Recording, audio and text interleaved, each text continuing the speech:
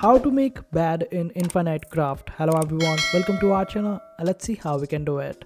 For this, just simply open up Infinite Craft, and after that you need to bring earth on your board.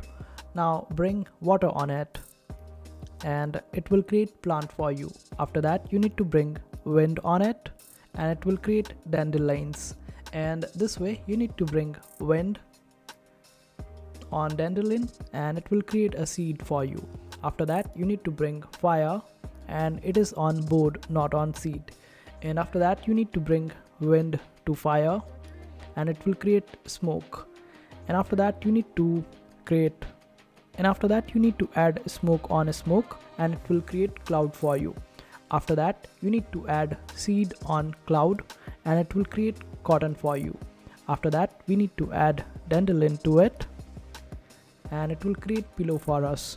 Now add pillow to pillow and it will create bed for us. And this is how we create bed on Infinite Craft. I hope this video was helpful. Make sure to hit that like button and also subscribe to our channel for more helpful videos.